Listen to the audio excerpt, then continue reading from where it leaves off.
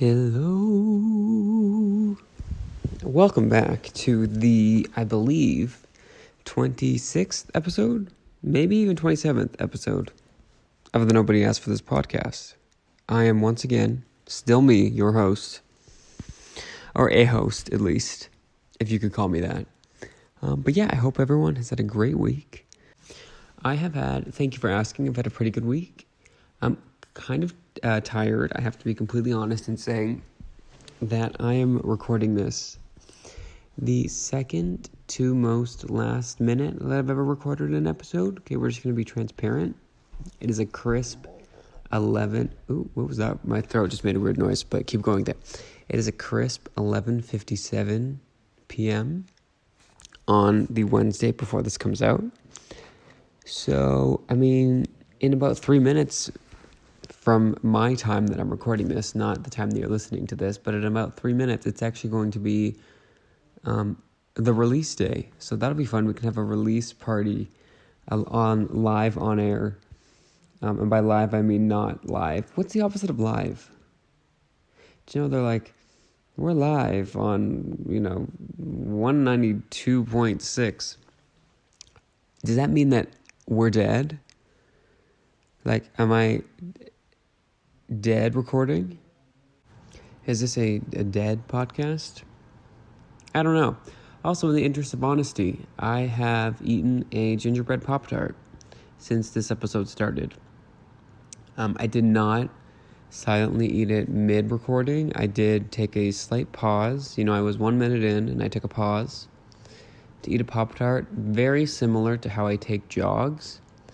I will, say, hey, maybe we can go for a run. I'll get my nice sneakers on. I will, maybe rummage through a brother of mine's, what's that called? Sports clothes, like athletic clothing. I'll put it on, I'll get dressed, I'll download maybe a playlist, a collection of songs in which I would assume people run to. I'll maybe try and find one of those fancy cell phone case holders where you put your cell phone in, and it's like an arm strap. It almost looks like a blood pressure taker machine sleeve, but you put your phone in it so your headphones can, you'll be situated and good and don't fly off. I'll get my fancy runners on, like not my everyday runners, but like my runners for running. I'll get out the door. I will jog to the end of the driveway and be like, no, how about a Pop Tart? So that's where I'm at. It was pretty good. It was for anyone wondering, it was a gingerbread flavored Pop Tart. I have to say, I respect the versatility of the Pop Tart.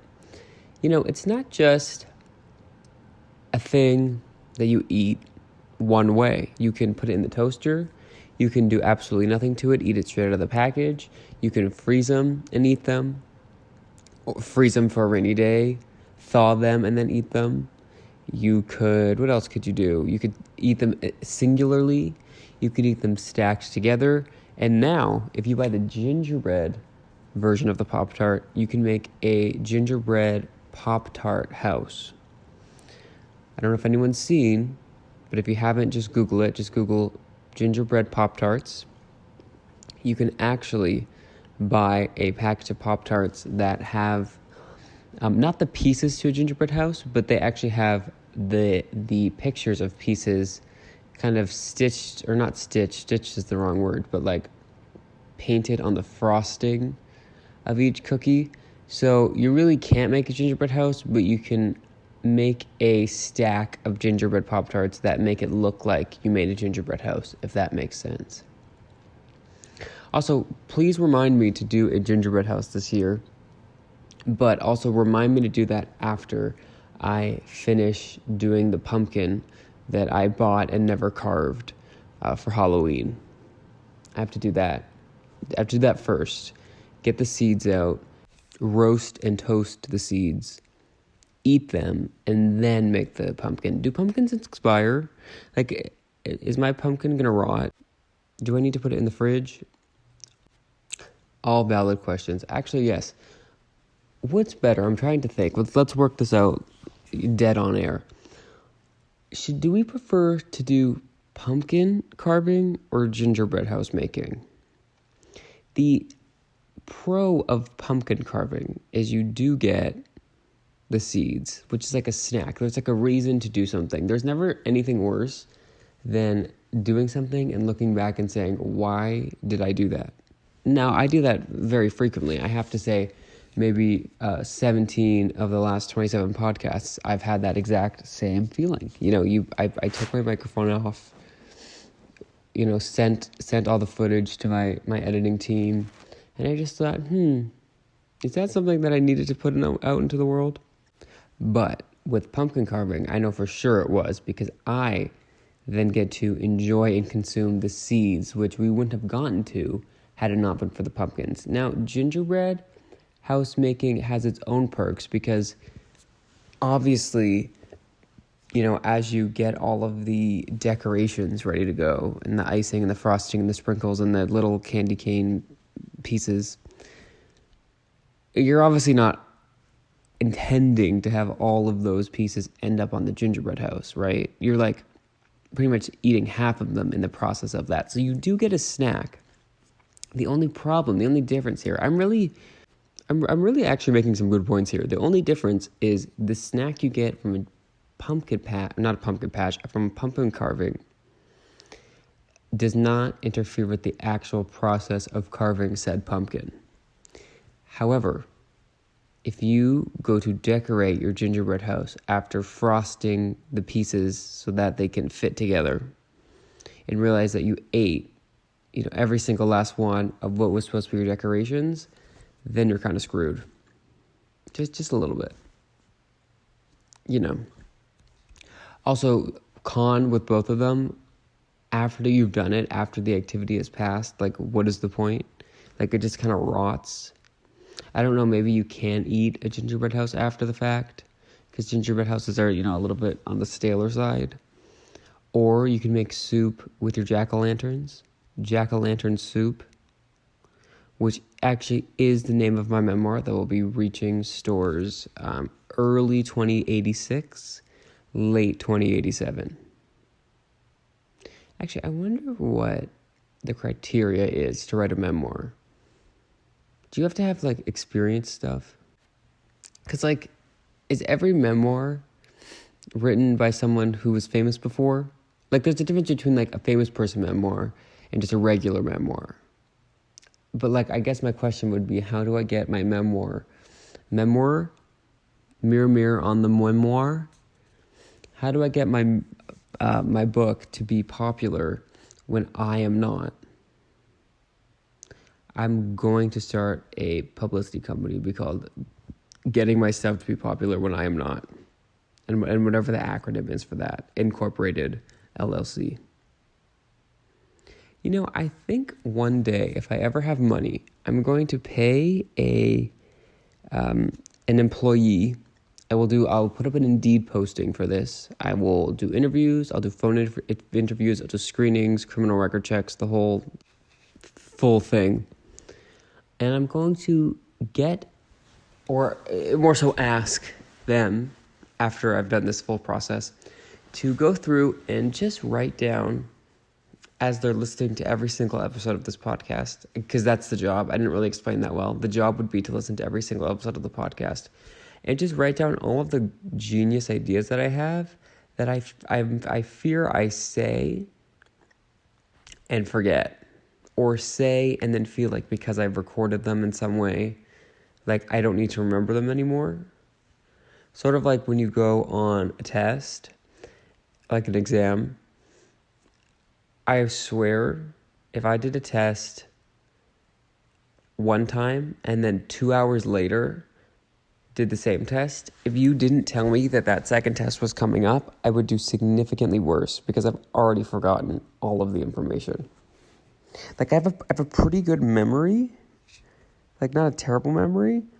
So if I need to remember something, I can. But did I really understand, the content of my biology tests? No, I didn't. Did I know what the mitochondria was? Yes. Or rather, no. But did I know that the definition of it was that it was the powerhouse of the cell? Yeah. Can I explain to you what that means? Absolutely not. Does that mean I should have failed biology? Questionable. I used to think, and maybe I wasn't the only one, but speaking of failing classes, I wish I had the work ethic, the skill, the care, the, what is that word? Studiousness. I wish I had all of that to the level I had it in grade 4 when I was in university. Because grade 4 me, we would have been doing our homework 3 months in advance. We would have been, start studying for our midterms, like this, starting the second class. I would have made those flashcards.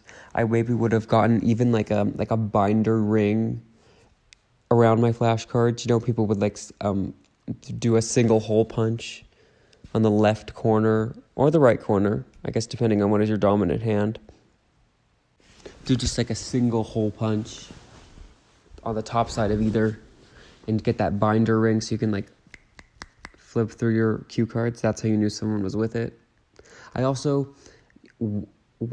wasn't this person, but I feel like if I had stayed again to the level of work ethic and care and all of that I had in grade 4 in university, I would have been the person with 8 highlighters, all of them different colors, pens, pencils, in the huge carrying case with that giant eraser for big mistakes. The one. Which, by the way, I never really understood. I feel like I would see people during tests in grade 5, grade 6, get out their highlighters and start highlighting everything. And then I was thinking ooh, do I need to be highlighting stuff? And then I would check my pencil case and it was crayons.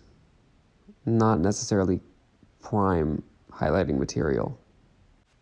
Also, just thinking about tests, the worst was when, the teacher would have you in kind of rows, obviously spaced apart. And they would say, okay, at the end of the test, put your pencils down, put your crayons down, highlighters down, do not be holding a utensil in which one could write. But then they make you pass your test up to the front. So for the split second that you're holding, the person behind you's paper and then putting it in the stack and then, moving it along, sending it forward. It's pay it forward at Starbucks. You get catch a glimpse of the person behind you's test. And the worst, absolute worst, is seeing that yours is nothing like theirs. Now, it doesn't always necessarily mean bad unless you turn around and the person whose paper was completely different than yours is someone who used all those highlighters and had the full pencil case of pens. They were probably getting 100% on that test, and you were getting 0%. It's just kind of how it works. Tests were weird. I don't miss that. I don't miss having to do tests. Because again, as I said, I wasn't actually learning anything. I was more so just memorizing stuff for the sake of memorizing it. Regurgitating that memorized information down on a piece of paper and moving on with my life. Now, how I got to this from gingerbread Pop Tarts, I will never know. I could know. There's recorded evidence of how this happened, but that would require me, just going back and looking at the database. So we're just gonna move along. Any loose ends that were not tied up, we're just gonna let it go. That's what most TV shows do anyway. So why should this show be any different? But I do want to talk about something that is near and dear to my heart, and that is Taco Bell. Now, I don't know that this would be a full-fledged update because, to be honest, I've been pretty regular lately, pretty smooth. I've had a couple one wipes, which pretty good. It's the crock pot of taking dumps. Just like a one pot wonder, you got a one wipe wonder. Okay? And I sometimes don't even not even sometimes. I never actually believe that is the case, I'll keep wiping and there's just nothing. And I'm like, wow, I have been richly blessed. So while what I'm about to talk about is not a full-blown update, it is it's a reverse snack graveyard. We haven't done this in a little bit, but if anybody remembers our snack graveyard segment. That is a segment where we reflect on snacks that are no longer here. They were discontinued, they were limited edition, they were only, supposed to be for a limited time. So something that was in the snack graveyard and is now being resurrected from the snack graveyard is the Mexican pizza. Now, for those of you who don't know, the Mexican pizza is a menu item at one Taco Bell. Now, it used to be when it was here for the first time before it left. It was in the US, of course, and Canada. It was lovely. Let me just explain to anyone listening who's like, well, what is a Mexican pizza? Let me tell you. It is a tortilla, I believe beef, with like some taco seasoning, like taco ingredients, like the innards of a taco. So 1 layer beef, or 1 layer tortilla, 1 layer taco innards, 1 layer tortilla again. So it's almost like a quesadilla. But instead of going full quesadilla with it, you put tomatoes, I believe enchilada sauce, and some cheese. And there's like little diced up tomatoes. I don't know that I think it's just the enchilada sauce. I don't know that they put actual like tomato sauce or pizza sauce, because that sounds kind of gross, especially coming from one Taco Bell. I love Taco Bell, but you kind of have to know what to order there.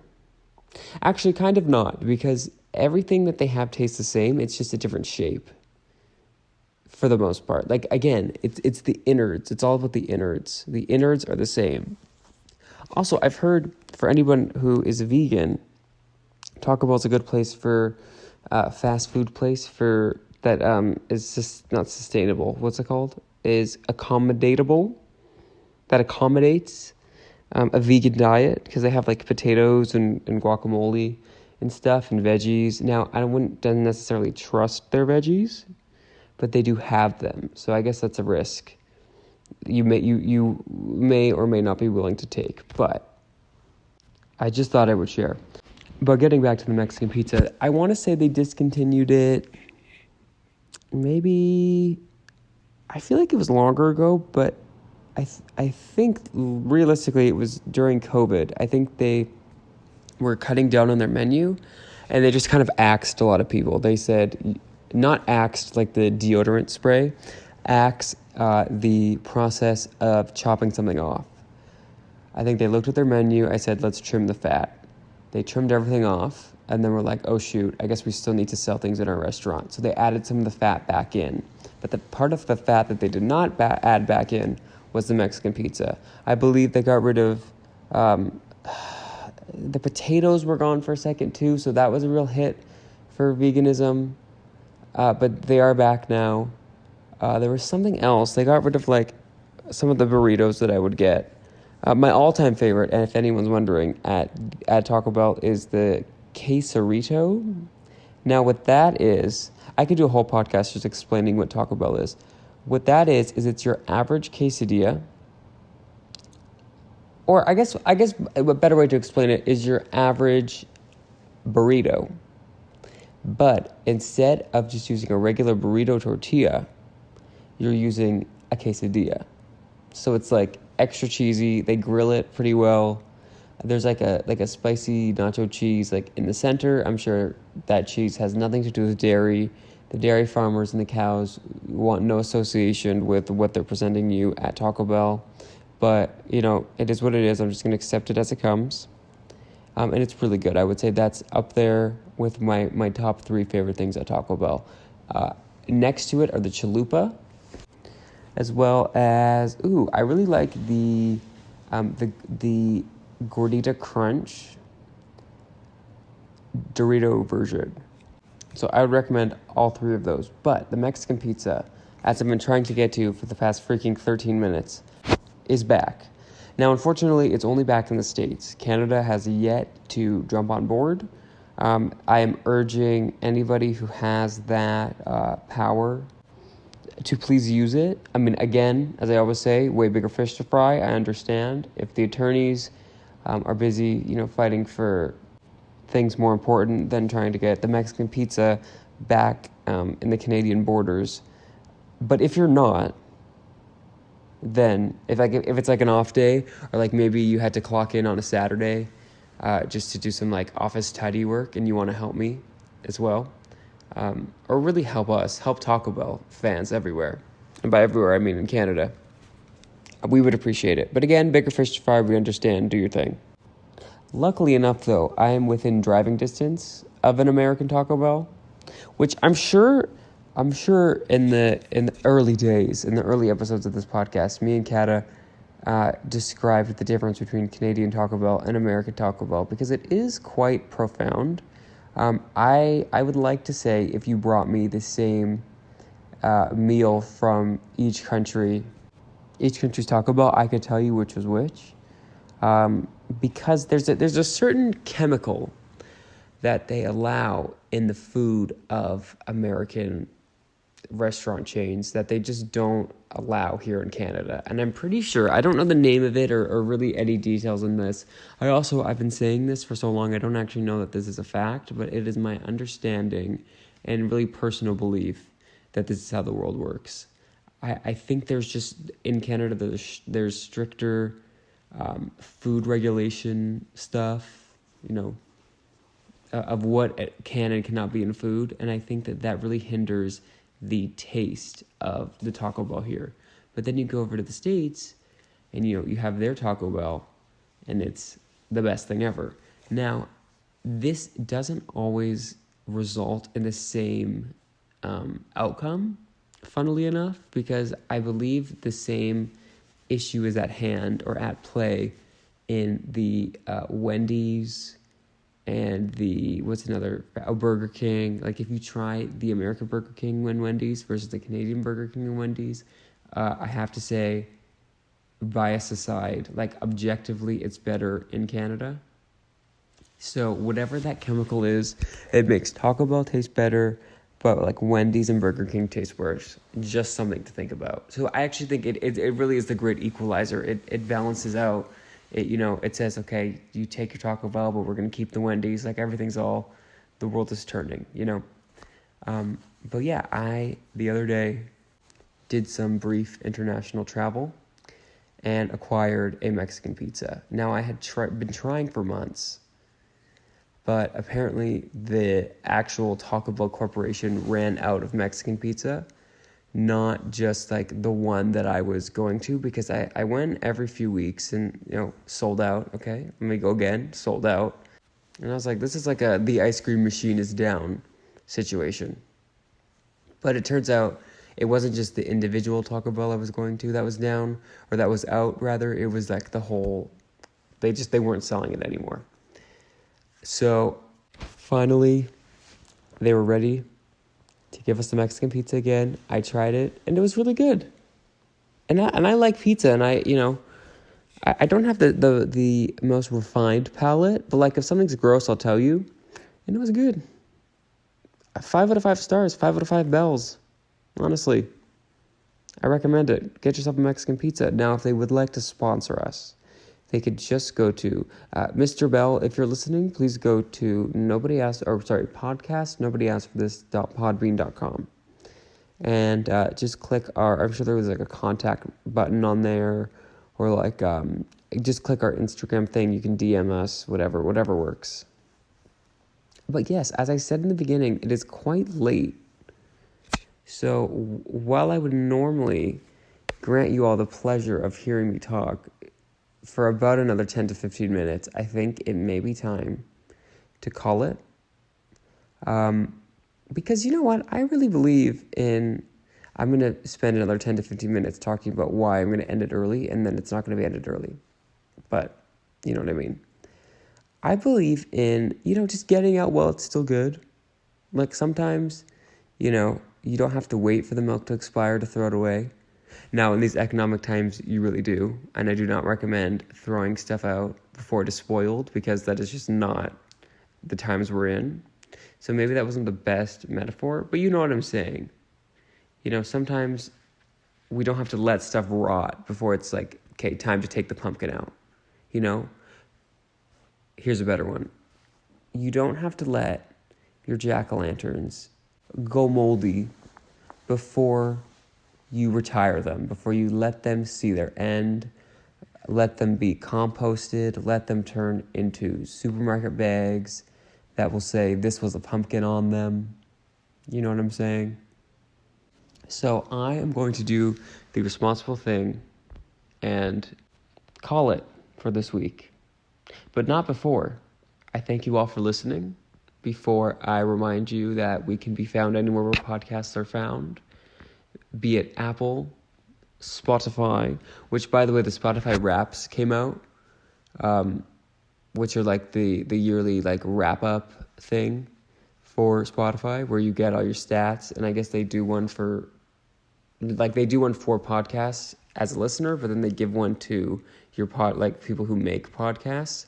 Obviously, I just want to reiterate, I know nobody listens to this. No one probably will ever listen to this.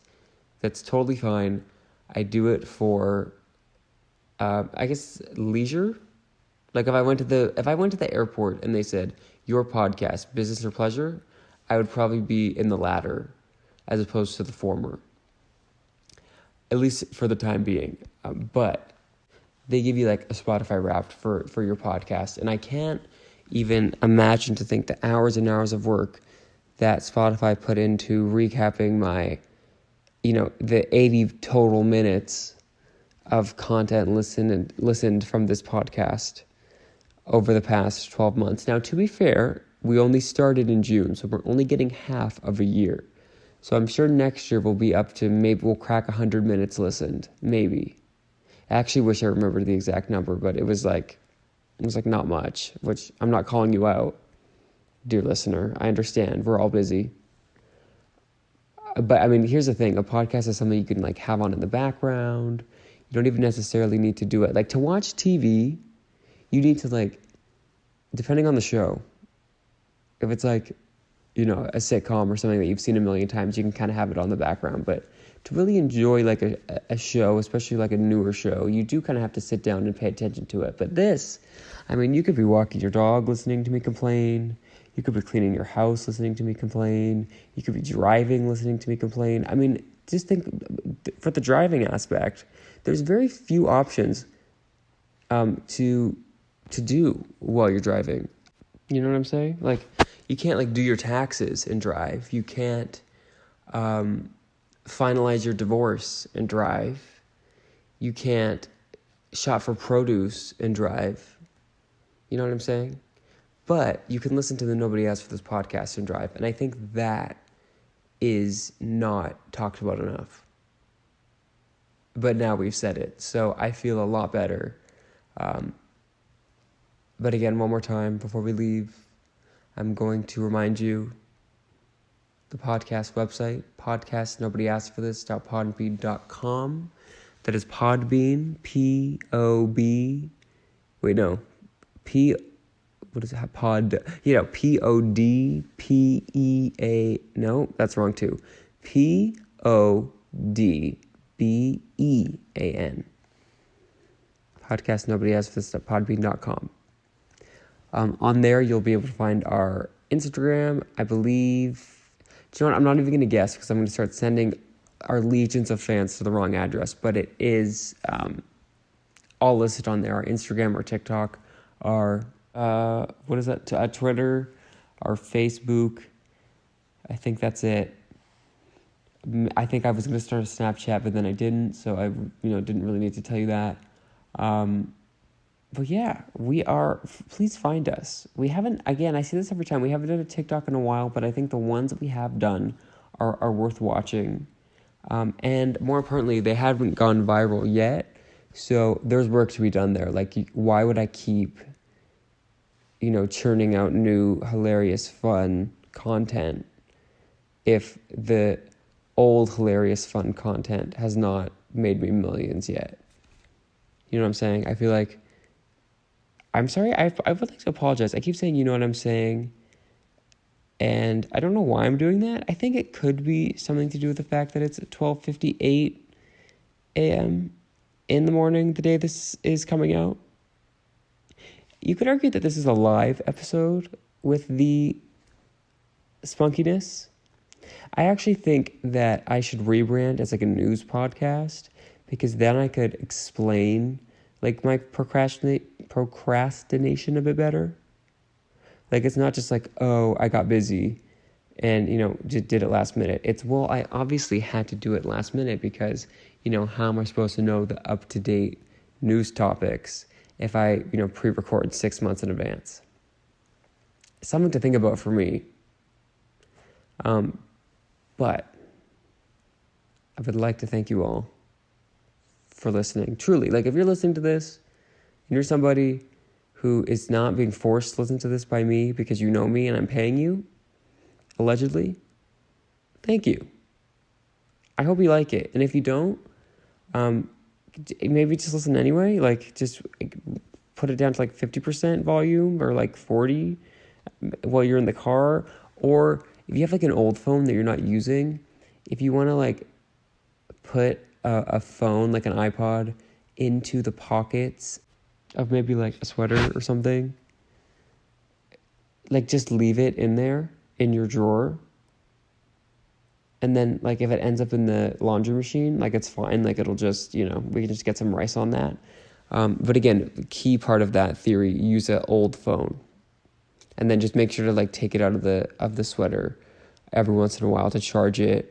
But yeah, and again, my reasoning for this is a new thought. I hadn't shared this yet, so I don't know why I said again. But my reasoning for saying put it in the pocket of something is that the sound would absorb, but you'll still be able to put on the sound to a high enough decibel that Spotify, Apple Music, whoever will count it as a listen. So I think that would be a great compromise. I hope to see our numbers spike by next week. And yeah, I'm going to go now. Have a great week. Goodbye. I have to get a better outro. I've really worked on the intros, but the outros we will figure out at a later date. Goodbye. Have a great week.